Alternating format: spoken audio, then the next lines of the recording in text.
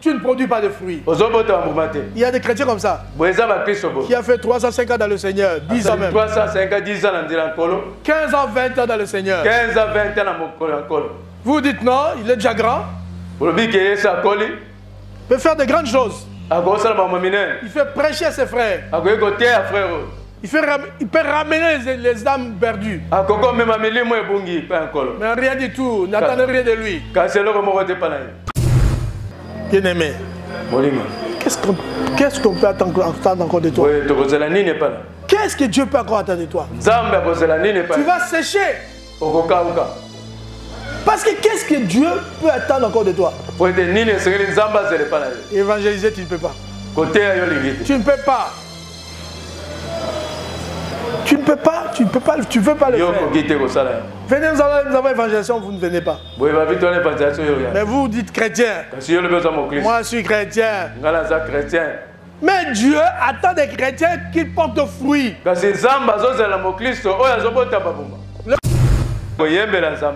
Dieu s'est dit oui, ma fille est mûre. Oh, rien du tout. La fille n'est pas encore mûre. Bien aimé, faites très attention. Si tu portes le fruit, le Seigneur te bénira encore davantage, afin que tu portes encore plus de fruits. Bien-aimés dans le Seigneur, je vous salue tous au nom de Jésus. C'est la servante de Dieu, Biancando Mbassi, chantre de l'Éternel. Je vous invite de vous abonner sur notre chaîne Faites des disciples TV. Ici, c'est Jésus-Christ qui règne. Vraiment, bien-aimés, vous ne serez jamais dessus. Il y a de belles missions, il y a de prédications, vraiment, oh, et pour édifier Bissot. Vraiment, abonnez-vous et surtout, n'oubliez pas de cliquer sur la cloche de notification pour ne rien rater. Que le Seigneur vous bénisse. Partagez aussi le lien. Abonnez-vous massivement. Que Dieu vous bénisse et merci. Merci Seigneur Jésus. Merci Seigneur Jésus. Amen. Amen. Bien-aimé, que Dieu vous bénisse au nom de Seigneur Jésus. Vous avez bien fait d'être là, de venir ce matin pour écouter la parole de Dieu. De quoi allons-nous parler aujourd'hui? Marc chapitre, dans Marc, notre sujet c'est dans Marc chapitre 11. Du 12e verset au 14e. Verset 12 et verset 14. Nous lisons au nom de Seigneur Jésus.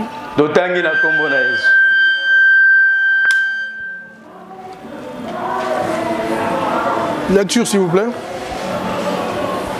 De quoi la Bible a tangi lecture? Marc chapitre 11, 12 à 14. Le nom du Seigneur Jésus. Amen. Le lendemain, après qu'ils furent sortis de Béthanie,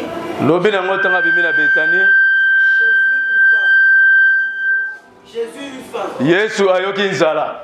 Apercevant de loin un figuier atali na mosika moni nzete moko qui avait de feuilles, oyo ezalaki na mafeuille, il alla voir s'il y trouvait quelque chose. ake kotala yango ta mosu akokuta eloko kuna. Et s'en étant approché, mpe apusani pembeni na yango il ne trouva que de feuilles, amoni kaka makasa, car ce n'était pas la saison des figues. po ete ezalaki ntango ya figi te. Prenant la parole, boye asili liloba il lui dit mpe alobi que jamais personne ne mange de figues. moto moko ta kolia lisusu mbuma ya nzete oyo. Et ses disciples l'entendirent. boye bayekoli nde bayoki. Alléluia. Amen. Suivez très bien le message, bien-aimé. landa na bokebi message ndeko. C'est vraiment important le message. eza pena motuya message oyo. Dieu nous parle aujourd'hui. nzambe azolobela biso lelo. Il nous dit ici, alobi na biso awa, faites attention à ce que vous recevez. keba na oyo ozoyamba. Faites attention à ce que vous faites. keba na oyo ozosala. Il nous donne un exemple ici, il nous dit, il y avait un figuier. boye apesa exemple abi ezalaki na fige moko. Jésus était quelque part. yesu azalaki kote moko. Il est sorti de Béthanie. boye abimi na mboka betani. Il eut faim. ayoki nzala. Jésus Avait aussi faim, bien aimé. Parce qu'il était un homme à 100%. Tout comme aussi Dieu à 100%. Jésus a eu faim. Comme toi, tu t'arrives aussi d'avoir faim. Jésus aussi avait faim. Il a eu faim. Il regarde autour de lui. Il vit de loin un figuier. Ah, il y a un figuier là-bas. Comme ce figuier avait de feuilles, certainement il devait avoir des fruits, des petits fruits. Parce que c'est ça le figuier. Dès qu'il donne des feuilles, il donne aussi des petits fruits. Des petits fruits devaient être là. Comprenez? Ce n'était pas encore la moisson de figuier. Ce n'était pas encore la moisson de figues. Mais quand même, comme il avait porté des feuilles, il devait aussi avoir quelques petits fruits. Il s'approcha. Jésus a eu faim, il voulait manger. Il s'approcha pour manger. Pour cueillir quelque chose. Il arrive. Il constate que ce n'était pas vrai. Donc il avait, cet arbre-là n'avait pas de fruits. Ce figuier ici n'a pas de fruits. Moi je me suis approché de lui pour manger. Et il n'a pas de fruits. Comme il n'a pas de fruits, c'est qu'il ne portera plus de fruits. Directement, il regarde le fruit, il le maudit. Et fruit, désormais, personne ne mangera de ton fruit. Car moi, le Seigneur, je me suis approché pour manger ton fruit. Personne désormais ne mangera de ton fruit. Bien aimé, ça c'est une leçon. Pour toi et moi. Dieu te regarde là où il est. Il te regarde. Tu es peut-être un petit enfant. Tu as peut-être 2 ans dans le Seigneur, 3 ans encore. Et ça commence à avoir des feuilles en toi. Tu commences à avoir des feuilles.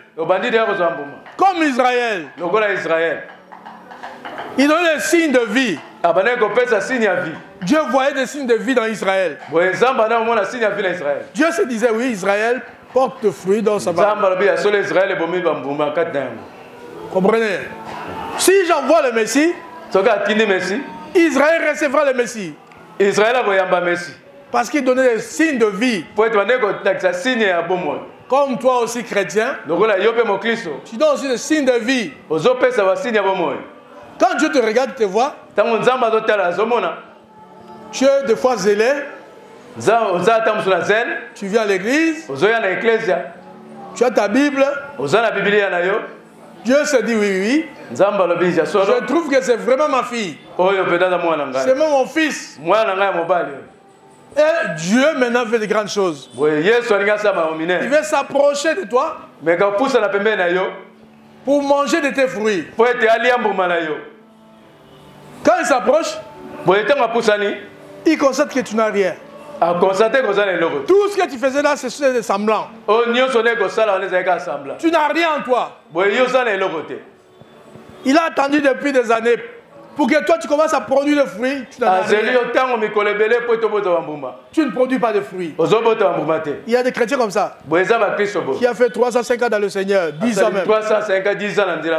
15 ans, 20 ans dans le Seigneur. Vous dites non, il est déjà grand.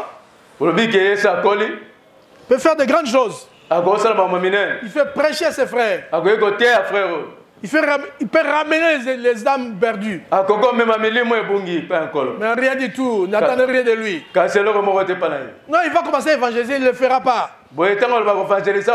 Tout ce qu'il fait à l'église, ce sont des semblants. Il vient à l'église. Un semblant de chrétien. C'est comme si un homme de Dieu. Rien du tout. C'est de l'hypocrisie. Parce que le fruit que Dieu attend de lui, il Il n'en a pas. Dieu attend qu'il aille évangéliser. Jamais lui ira évangéliser. Lui préfère mieux aller quelque part là. Avec ses amis en train de bavarder du dédé. Aller chercher les âmes. Il ne le fera jamais. Et pourtant, il avait 5 ans, 10 ans, 15 ans, 20 ans dans le Seigneur. Des gens comme ça pour Dieu, ils ne porteront plus de fruits. Plus. Parce qu'il nous portera quand? Toi, tu as 10 ans dans le Seigneur. Quand on dit à l'évangéliser, tu n'es pas là. Tu ne viens pas. Quand on dit nous avons des prières d'une semaine, de jeûne et prière, toi tu n'es pas là. Toi, tu trouves l'occasion pour fuir. Mais pourtant tu viens à l'église. On te voit avec ta Bible. En réalité, tu n'as rien. Oui, c'est ce que Jésus dit. Il dit, moi je suis le vrai cep. Vous, vous êtes les sarments. Et tout sarment qui est attaché à moi doit porter des fruits. Doit porter des fruits. Dieu attend que toi tu portes des fruits. Quand il te regarde, il dit non, il ne porte pas de fruits. Des fois, il se dira, je lui ai donné beaucoup de temps pour qu'il porte de fruits, mais il ne porte pas de fruits. J'attends de lui qu'il devienne prédicateur. Parce que tout disciple accompli sera comme son maître. Mais il n'arrive toujours pas. Il ne sait même pas prêcher à son frère. Rien du tout, rien du tout. Rien. Tout ce qu'il fait, c'est son impression. Quand les gens le voient comme ça, ils disent oh, ça c'est un frère. C'est quelqu'un qui est né de nouveau, mais en réalité rien du tout. Il n'a aucun fruit. Il se vautre dans le péché. Il vit dans la haine. Dans la jalousie. Il vit dans des bêtises. Mais en lui, il n'y a pas de fruit digne d'un enfant de Dieu. Quand Dieu te regarde comme ça, mais lui, il devait changer depuis très longtemps. Il devait changer depuis très longtemps. Mais pourquoi il ne change toujours pas? Qu'est-ce qui se passe? Jésus dit, moi je suis le vrai cep. Vous êtes les sarments. Tout sarment qui est à moi porte de fruits. Celui qui porte de fruits, mon Père les montre. Afin qu'il porte encore plus de fruits. Celui qui ne porte pas de fruits est écarté, mis de côté. Et ainsi il ne portera plus de fruits. Il va sécher là-bas. On va le mettre au feu, on brûle. Qu'est-ce que tu veux, mon frère? Ça fait plusieurs années que tu es là. Tu ne grandis pas. Tu ne grandis pas. Tu es comme tu étais un bébé. Même des bébés spirituels te dépassent même. Même les gens qui viennent récemment dans le Seigneur te dépassent même. Ils te dépassent. Et c'est là pourquoi? Parce que toi tu ne veux rien du tout. Tu ne veux pas donner ta vie à Jésus-Christ. Pour que tu puisses porter de fruits. Tu ne veux pas? Toi, tu veux être comme tu veux. Je ne veux rien. Dieu te regarde, il t'observe. Qu'est-ce que toi tu as vraiment? Comme tu es là. Qu'est-ce qui peut attendre de toi? Pour sauver des âmes en ce temps. En ce temps, qu'est-ce qui peut compter sur toi? Qu'est-ce qui peut compter sur toi? Qu'est-ce que toi tu peux faire pour ton Dieu? Qu'est-ce que toi tu peux faire pour ton église? Rien du tout. Rien du tout, tu n'as rien à faire. L'évangélisation même tu ne peux pas. Tu n'arrives pas, tu ne veux pas. Tu dis ah moi je suis un homme important. Mais vois moi entrer dans des parcelles de gens. Faire des porte à porte. Ça, je ne peux pas le faire. Et pourtant, tu as fait plusieurs années. Dieu s'est dit, oh, si je sais que j'avais donné à cet homme, si je l'avais donné à une autre personne, il aurait donné des fruits. Bien-aimé, qu'est-ce qu'on peut attendre encore de toi? Qu'est-ce que Dieu peut encore attendre de toi? Tu vas sécher. Parce que qu'est-ce que Dieu peut attendre encore de toi? Évangéliser, tu ne peux pas. Tu ne peux pas. Tu ne peux pas, tu ne peux pas, tu ne veux pas le faire. Venez, nous avons évangélisation, vous ne venez pas. Mais vous dites chrétien. Moi, je suis chrétien. Mais Dieu attend des chrétiens qui portent de fruits. Le fruit des âmes. Le fruit du Saint-Esprit, vous devez les porter. Ça fait plusieurs années que tu es dans le Seigneur. Tu n'as pas en toi de fruits du Saint-Esprit. Il n'y en a pas. Tu es comme un païen. Regarde-toi comme un païen. Tu te chamailles comme un païen. Tu as de la haine comme un païen. Parce que les païens, eux, ils savent vraiment haïr. Quand il est quelqu'un, c'est fini. Parce que c'est sa vie. Mais toi, tu es chrétien, il faut que tu portes de fruits. Le fruit digne, le fruit du Saint-Esprit en toi. L'amour, la joie, la bonté. Et tant d'autres. Tu dois porter de fruits. On doit voir en toi un changement. On doit avoir un changement. Que c'est pas un chrétien. Il y a quelques années, il était un coureur de jupons. Il ne l'est plus aujourd'hui. Il a changé. Il était un fumeur de chanvre. Il ne l'est plus. Il a changé. C'est quelqu'un qui prenait des bombes, il ne les prend plus. C'était une fille prostituée. Mais aujourd'hui, elle a changé. Sans Dieu voir, il dit oui, il y a des fruits dans mes enfants. Il y a des fruits dans mon enfant. Ça, c'est vraiment mon enfant. Elle est digne d'être encore bénie davantage. Pour qu'elle porte encore beaucoup de fruits. Mais quand toi, tu ne changes pas. Chrétien, 20 ans, 30 ans, mais tu es comme tu étais auparavant. Chrétien 20 ans, 30 ans, même certains païens ne font pas ce que toi tu fais. Ça c'est la vérité. Il y a des païens qui ne font pas ce que certains chrétiens font. Ça c'est l'apôtre Paul qui le dit. L'apôtre Paul le dit quelque part. Il dit aux Corinthiens. Il dit, j'entends dire que parmi vous il y a une prostitution. J'entends dire qu'il y a parmi vous une prostitution telle que ça ne se fait même pas chez les païens. Au point que l'un de vous a la femme de son père. Il soit avec la femme de son père. L'apôtre Paul dit non. Les païens ne le font pas. Certains péchés, les païens ne le font pas, mais les chrétiens le font. Récemment, là, c'était coutume dans l'autre pays où on tuait des hommes de Dieu. Par jalousie, on prend du poisson, met dans le verre d'un pasteur, il meurt. Ah, on l'a tué par un autre frère. Dans le but de le remplacer. Dans le but de le remplacer, je vais le remplacer. Il est bien là et moi je souffre. Pourquoi? Il faut que je le tue que je le remplace. Il m'a posé quelqu'un pour le remplacer pour Dieu.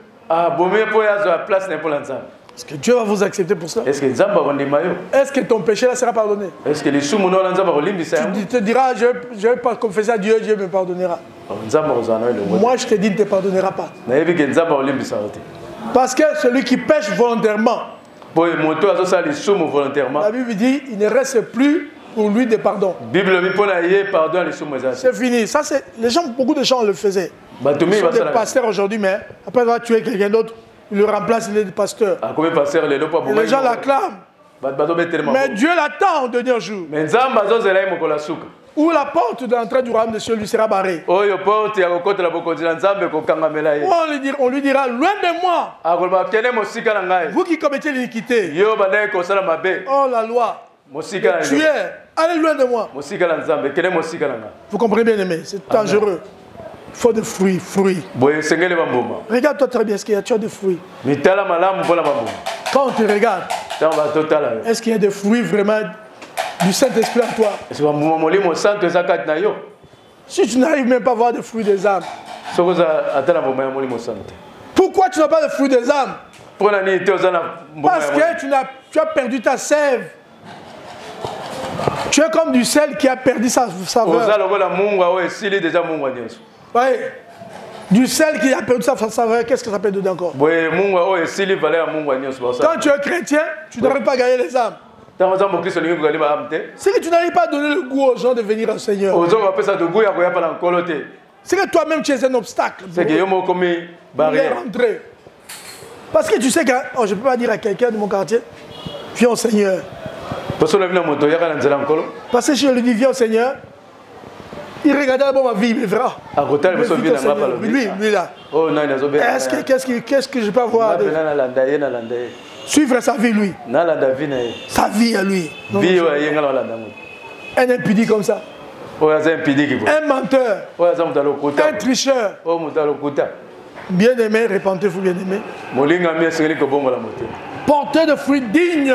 Des enfants de Dieu. Là, ça ira.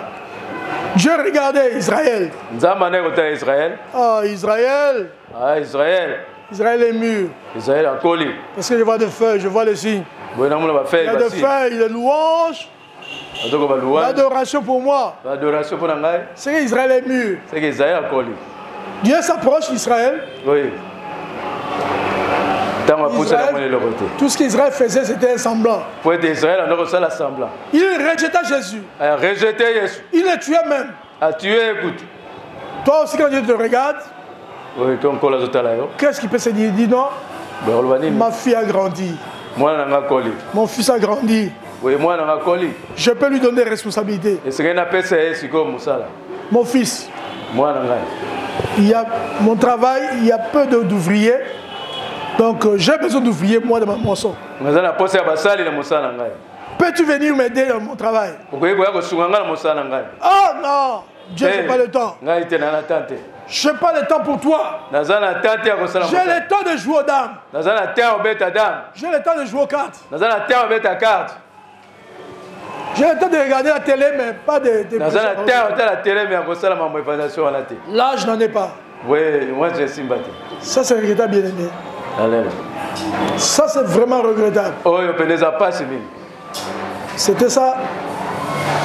Jésus pleurait et disait, oh, Israël, Israël, où es-tu? Je suis venu pour rassembler les brebis perdues d'Israël. Voilà, vous me rejetez. Et pourtant, j'ai vu un semblant de feuilles. Oh, rien du tout. Toi aussi, quand Dieu te regarde, il te dit oui. Parce que toi, tu dis aux gens, par ta façon de chanter pour le Seigneur, Dieu se dit oui, oui, ma fille est mûre. Oh, rien du tout.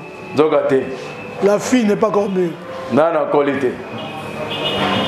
Bien aimé, faites très attention. Si tu portes le fruit, le Seigneur te bénira encore davantage, afin que tu portes encore plus de fruits. Mais quand tu n'as pas de fruits, tu vas sécher. Dieu se dira, ça ne vaut pas la peine pour lui. C'est une peine perdue. Comme Jésus le dit et comme Dieu le dit dans Daniel. Chapitre 5. Chapitre 5. Il dit là-bas, il dit à un roi là, roi, j'ai pesé tes années. Je m'attendais à beaucoup, mais il n'y a rien. Le temps est arrivé de mettre un terme à ta royauté. Je t'ai donné du temps, moi, Dieu. Mais pour que toi, tu puisses porter des fruits. Tu puisses faire de bonnes choses, mais tu ne les fais pas. Alors, qu'est-ce qu'il faut? Le temps est arrivé de mettre un terme à ta royauté. J'ai pesé. Je t'ai mis dans la balance. Je t'ai trouvé léger. Ça ne vaut pas la peine. Bien-aimé, que Dieu vous bénisse abondamment. Vous avez suivi le message? Que Dieu vous bénisse pour le message. Au nom de Jésus-Christ. Je crois que tu vas fermer les yeux. Et nous allons prier.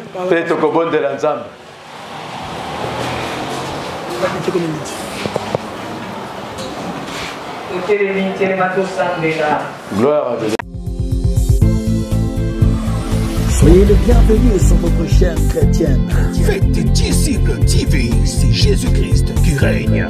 Une chaîne qui vous propose un large panel d'émissions gospel, telles que Jésus-Christ qui règne, Gospel École Adoration, Sur la montagne des disciples, 1 heure avec le Saint-Esprit, et l'École des disciples. Faites des disciples TV. Abonnez-vous massivement sur notre chaîne, qui est aussi votre chaîne. Faites des disciples TV. Partagez nos programmes, témoignages, les enseignements, nos prières. Faites des disciples TV. N'hésitez pas à vous connecter. Une seule adresse, un seul lieu de rencontre. Faites des disciples TV. C'est Jésus-Christ qui règne.